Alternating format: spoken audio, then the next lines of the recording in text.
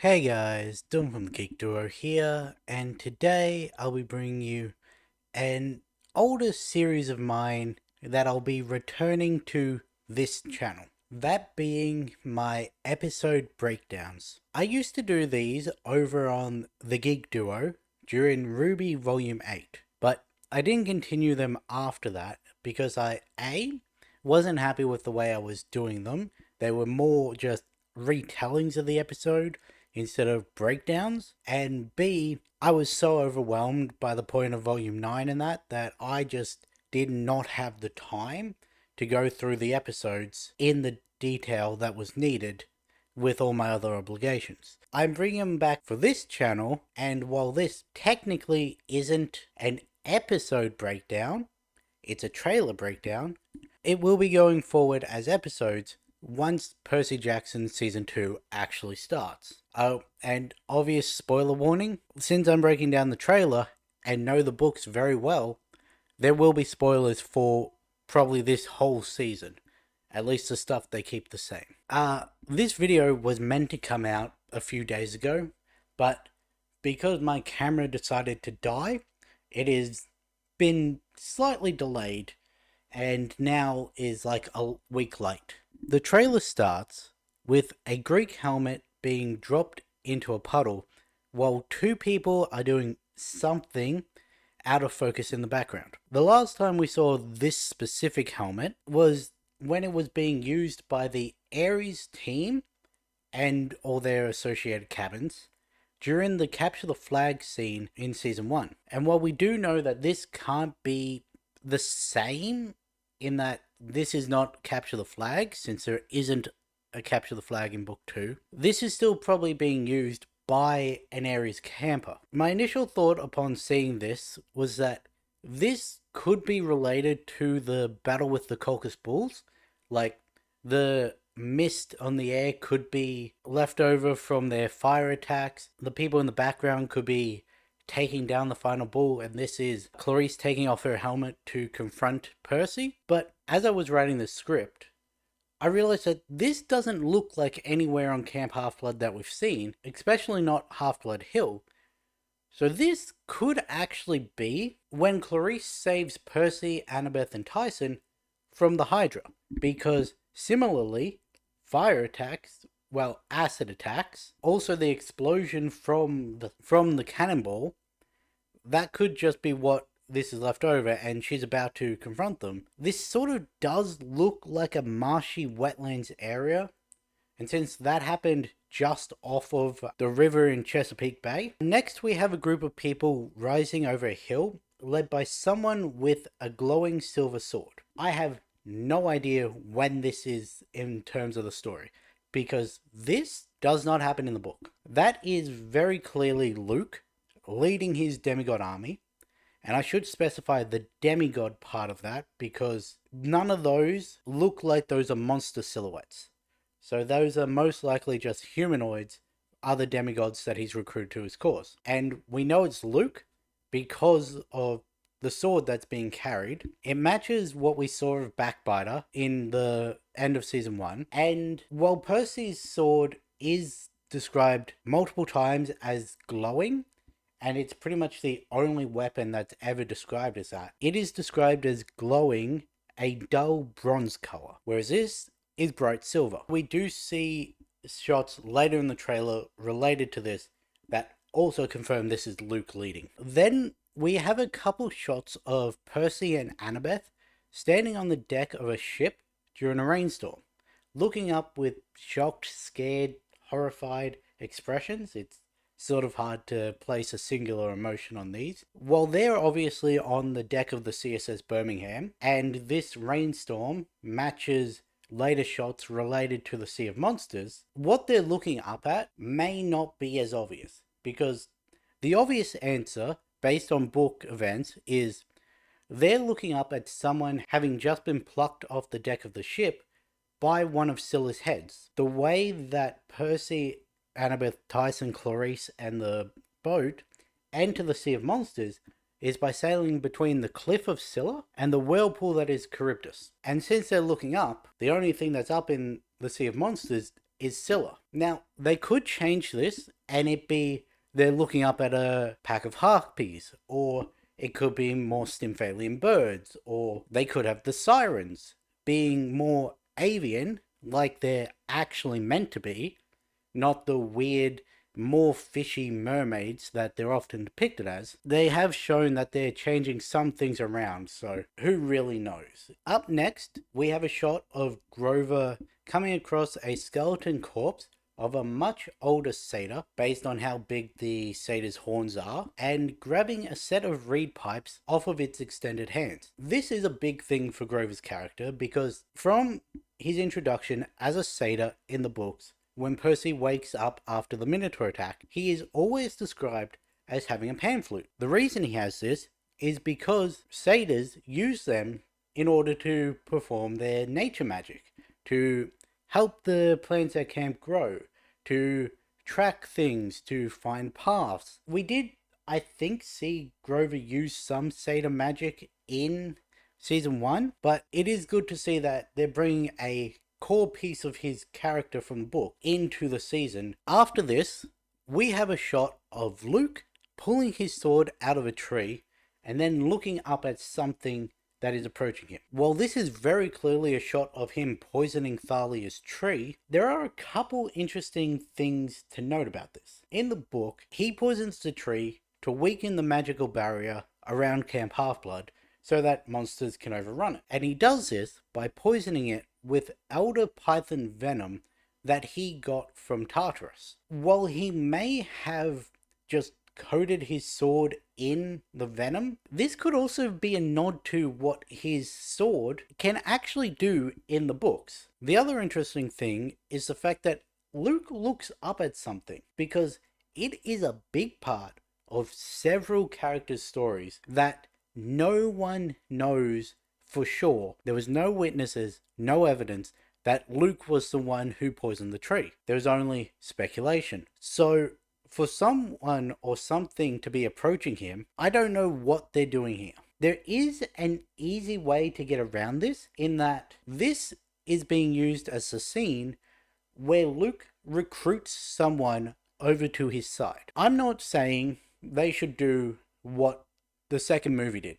Never would I say that, because that's said multiple names of characters who we shouldn't know are on Luke's side at this point in the story. However, there are demigods who join up with him immediately, so maybe one of them is just being delayed until they see him poisoning the tree, in which case, yeah, that's just when he recruits them. It could actually be we get to see what Luke says to draw people over to his side. It then goes on to another scene that we don't see in the book, and initially I thought that this was showing what happened to Clarice after the CSS Birmingham explodes, and this is them using the lifeboats to get to Polyphemus's island. But I double checked with the book, and Clarice explicitly says that she is the only person to survive CSS explosion. This location also matches up with scenes we see later in the trailer.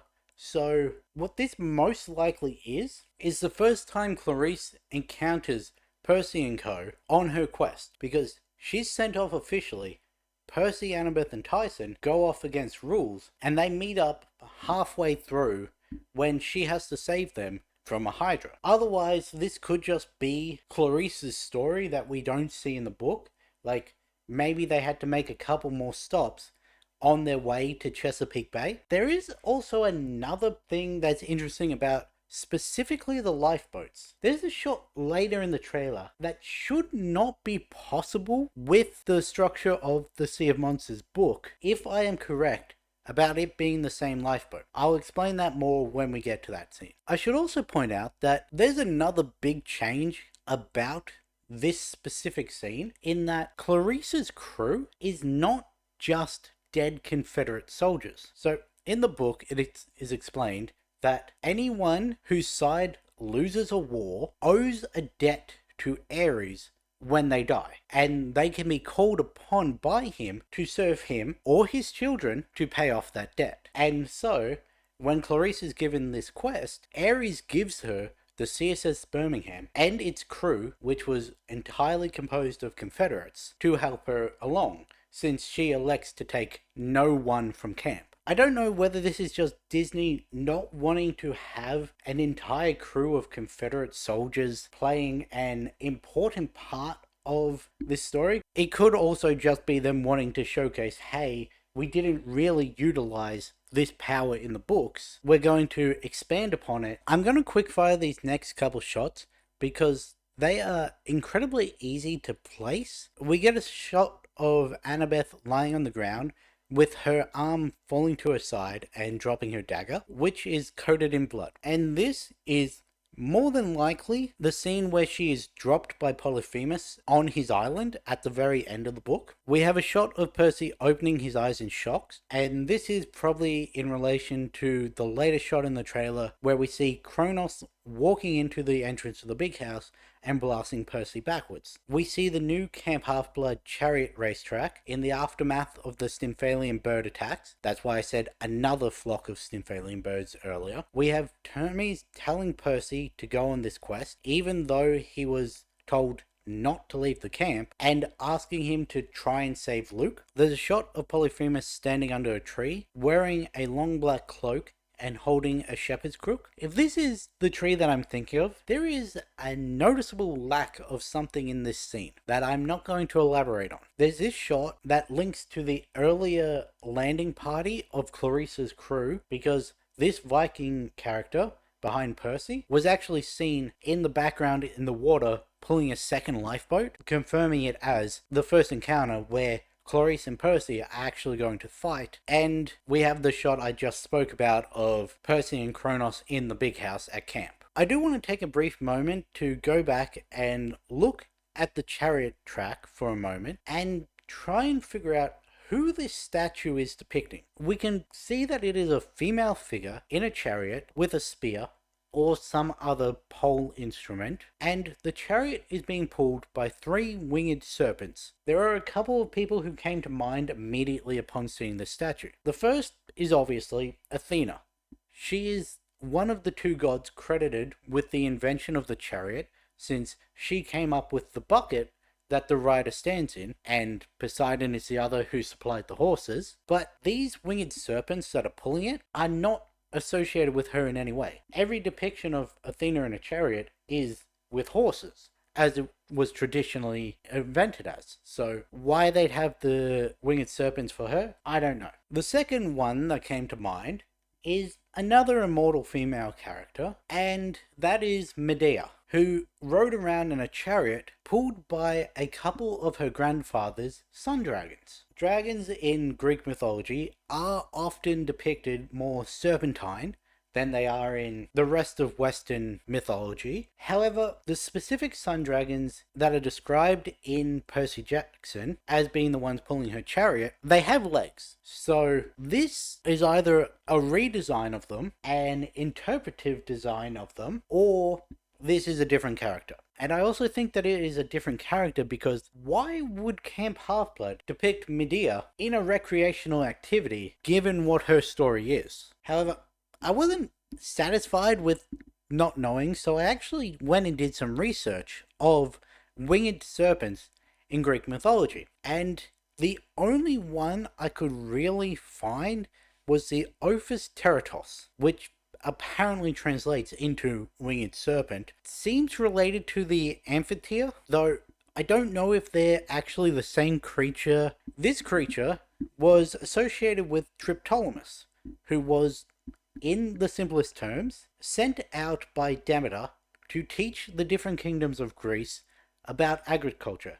He was basically the father of agriculture, sent to sow the lands with Demeter's gift, and he was given this chariot to help him get around. Now, while he may not fit the person depicted in the statue, Demeter herself was said to have borrowed the chariot from time to time. And there's also a link between Demeter and the person who reintroduced the chariot races to Camp Half-Blood, because Demeter is said to have been the first, and in some retellings only, Olympian to actually eat at Tantalus's feast. Winged serpents, female figure in a chariot, has a link to the person who reintroduced the chariot races. I could see this as a taunting thing, because otherwise I'm once again at a loss as to who this is. While the first half of the trailer is playing, we have a voiceover from Poseidon talking to Percy, telling him a great stirring is underway. War is inevitable. There are many forces more powerful than the will of the gods, my son. Brace yourself. And this conversation is coming from the end of the season. Now, I know this because brace yourself is the very last thing that Poseidon says to Percy just before he is woken up in the final chapter to go see what is happening on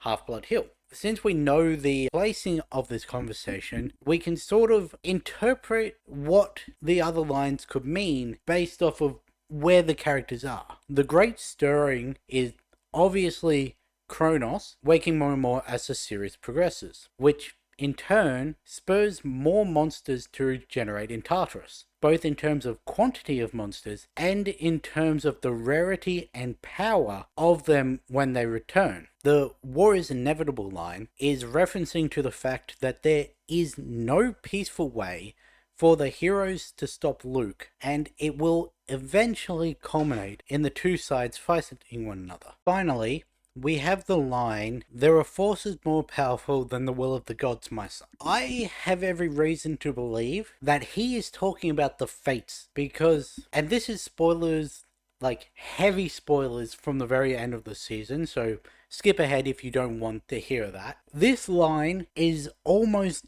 guaranteed to be referring to Thalia waking up because of the Golden Fleece, and how she is now a child of the Big Three, older than Percy, just a few months shy of turning 16 and being qualified for the Great Prophecy that starts with a half-blood of the eldest gods shall reach 16 against all odds. The second half of the trailer starts with a classic scene of Mr. D dismissing any and all of Percy's achievements, calling him Peter, as he usually does, because he cares so little he can't even bear to remember his name. This is actually where we get our first look at the new camp activity director that is replacing Chiron this season, Tantalus. The exact same Tantalus who I spoke about just recently. See how it's all coming together in why I think that's her depicted in the statue. I will, however, mention that is not an orange prison jumpsuit. That is what he was wearing in the book because he was on probational leave from the field of punishment to take over as camp activity director. We have a quick shot of an orange and white boat in some body of water and another of Percy inside this boat, and this is the lifeboat that he, Annabeth and Tyson stole when they were escaping from the Princess Andromeda, because this is very clearly a cruise ship lifeboat. We then get a shot of Grover, who I should comment that his horns have seemed to have grown between seasons, which is mentioned in the book. I just wasn't sure if they were going to go through with it. He's accompanied by a few other people running out of a forested area onto a beach and encountering a giant tentacle thrashing about between two boats that they were obviously running to. The boat on the right here is most likely the one that Grover had been using in his travels, and the one on the left is the one I mentioned earlier as looking very similar to what Clarice and that are using. That is why I have an issue with it, because Grover should be nowhere near Clarice until the end of this season. It could very well be that this is just a similar looking lifeboat, don't know. But just want to put out the possibility of path crossing, because that guy in the background, the front one that's out of focus, sort of looks like Tyson, who again should be nowhere near Grover until the very end. We can't actually see the three people behind Grover, but this girl to his left, we see her again in a later shot of this trailer, and I don't actually know who she's meant to be. All of these, I could be wrong about that being Tyson. I could be wrong about it being one of Clarice's lifeboats. These could just be people that he's met in this area, like demigods that are doing a quest, or regular mortals that he's run into. I don't know. But a female character of teenage using a bow and arrow. For those of you who know Percy Jackson, that could be very interesting to be introduced in this book. I should also mention that this area that they're coming out of does sort of look the same as the place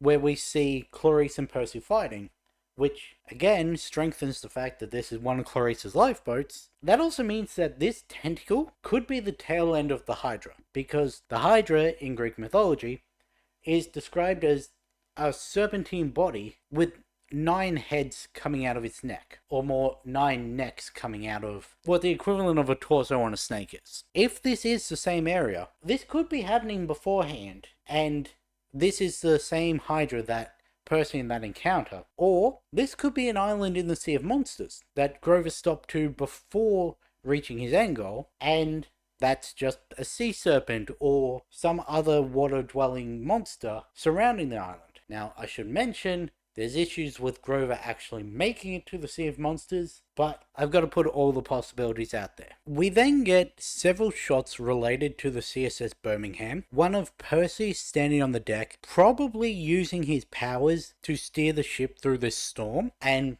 as I mentioned earlier, this is the same storm that I think is related to Charybdis. So what's probably happening is he's using his control over the water to help the boat skirt around the edge of the whirlpool, while also avoiding Scylla's necks that are all coming down and picking people off the deck. Now, we don't actually get to see a whirlpool in here. This could just be a storm that's happening. I just think if it's anything, it's going to be one of the important scenes, because they keep showing it. We have a shot of Annabeth and Percy sitting below deck talking to someone, most likely Clarice, because this is her ship, and they're saying, we're entering the Sea of Monsters, so probably it's just the heads. There's a shot of Percy and Clarice battling that I keep mentioning, and I only say this is related to the CSS because the crew and Clarice. We have Clarice's crew looking out at something from on deck. This is possibly them approaching Scylla's rock. And then we have a shot of Percy looking out at something from a porthole. And I reckon I can put all of these storm events into sequence. So we get Percy and Annabeth and Clarice having their conversation under the decks of the CSS Birmingham. It gets to the shot later on in the trailer where Percy helps Annabeth up. He turns to look out the porthole and spots something. Shot then goes above deck of Clarice's men noticing the same thing. All of a sudden, crash. Scylla's head crashes into the deck, picks up men. Percy, Annabeth, and that rush on deck where we get the earlier reaction shots. And then Percy takes to the helm of the boat and starts steering it around, trying to stop all the crew from being taken, while also trying to avoid the whirlpool. That is my prediction for the entire sequence of entering the Sea of Monsters. The trailer then goes through several quick unconnected shots, including one of Grover playing the pan flute that he just picked up off the dead satyr. And I should note, this could be the same forest that him and the other kids were running out of earlier. The shot I mentioned earlier of Luke sending his army to charge at something, related to the start of the trailer where the army was cresting the hill. This is Luke in a different outfit than when he poisoned the tree. So this is not serving as a distraction while he does that. Percy and Luke fighting inside the Princess Andromeda, and I want to talk about this scene a little more after I go through all these shots. A shot of the chariot races, specifically one of Percy's chariot, you can see with the trident, and Clarice's chariot, you can see because of the boar head, where Percy and Clarice are engaged in combat,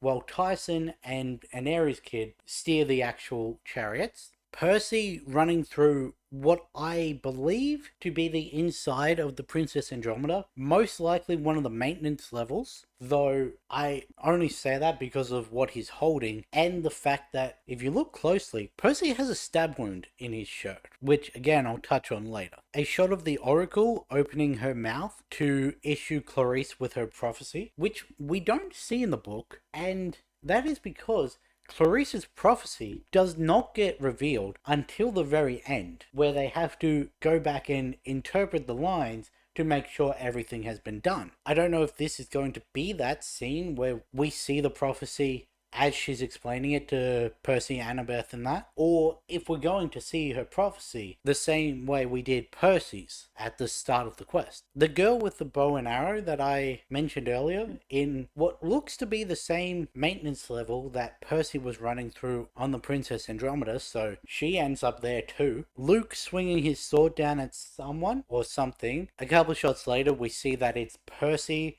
lying on his back. His face is busted up, so he's likely just been hit in the nose by the butt of Luke's sword, which is what's messed it up. And we see that a trident actually intercepts Luke's downward swing. My bet is that that's going to be Tyson holding the trident. I wasn't going to talk about this, but the armor that Percy's wearing, the hippocampus design on it, that is the exact same chest plate that he wears during the chariot races in an Entertainment Weekly exclusive that was put out alongside this trailer. I don't know if this is linking Luke's attack to the chariot races, or Percy's just wearing the same outfit. We have Percy closing his eyes back on the CSS Birmingham, probably him channeling his powers in relation to that whole sequence that I went through earlier. And finally, a shot of Percy helping Annabeth up, which again links back to my previous sequence on the CSS Birmingham. So there are a couple things I wanted to bring attention to during this bunch of scenes, specifically the part where Percy and Luke are fighting on board the Princess Andromeda. And that is what Percy's holding under his arm. I already spoiled this accidentally earlier in the trailer, in that he's holding the Golden Fleece. But I'm going to put a spoiler warning for people who don't want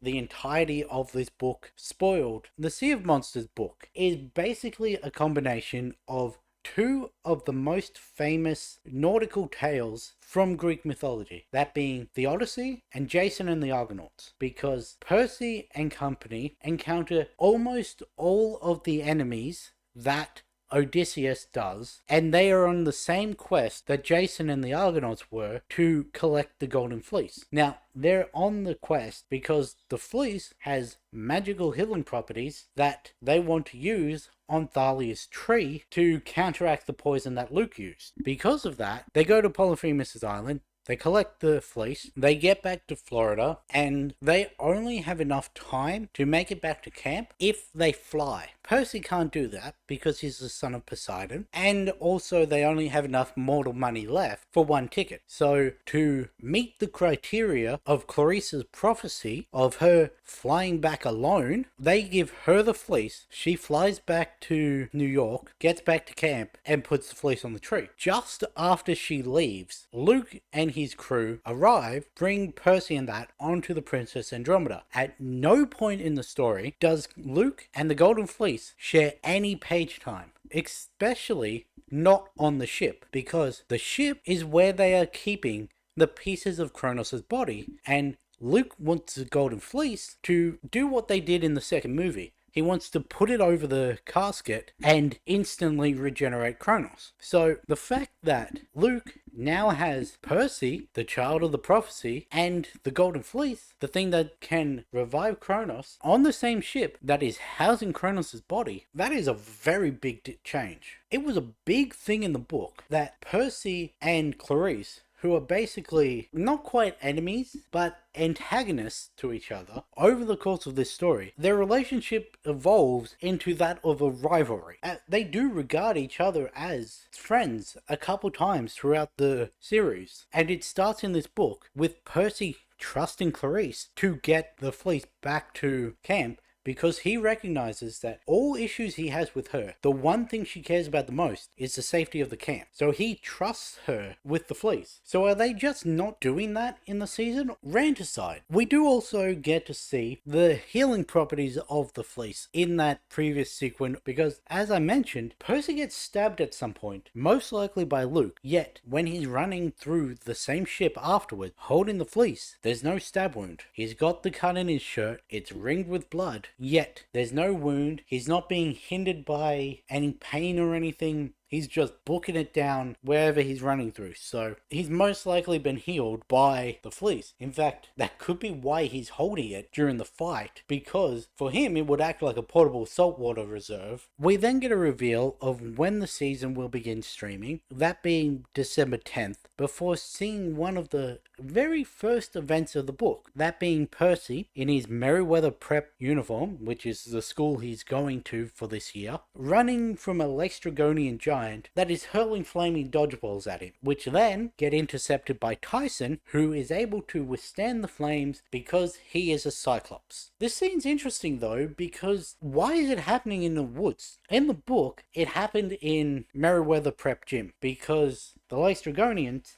are posing under the mist as visiting students. It gets to a game of PE where the coach is inattentive, so he decides, just go wild and play dodgeball. The school bully and all the Laestrygonians are against Percy's side, and they transform, trap all the kids in the gym because they're planning on eating them afterwards. It ends with them blowing a hole in the wall of the gym and Percy and Tyson escaping, where they meet up with Annabeth, who then, from New York, they call the Grey Sisters taxi to take him to camp. We have the trailer ending with Percy and Annabeth sitting in the back of the Grey Sisters' cab as the titular sisters taunt Annabeth about Percy being her boyfriend. She denies it. We can see Tyson's shoulder beside Percy. They're still in their school uniform, so this is happening at the same time. So I really don't know how this whole sequence plays out. Why would they be running from the giants into the Grey Sisters' cab in their school uniform to then get to Camp Half-Blood, to then encounter the Laestrygonian giants, where Tyson is revealed to Percy as a Cyclops? Unless, and I don't know how I feel about that, if this is the case, are they replacing the Colchis Bulls with the Laestrygonian giants? Because Colchis Bulls, notably extremely difficult to take down, breathe fire, are able to wipe out big chunks of the border patrol. Laestrygonian giants, difficult to take down, able to take out big chunks of the border patrol and throw flaming cannonballs. I could see them just mixing those two together, but why would Percy, Annabeth and that be in the Grey Sisters cab then? Anyway, that's everything that I was able to notice in this trailer, both in relation to book events and the changes that they're clearly making in this adaptation. I'll be back to break down any more trailers that we may get between now and December 10th, and the full episodes once they start streaming. But with that being said, I'll catch you in the next one.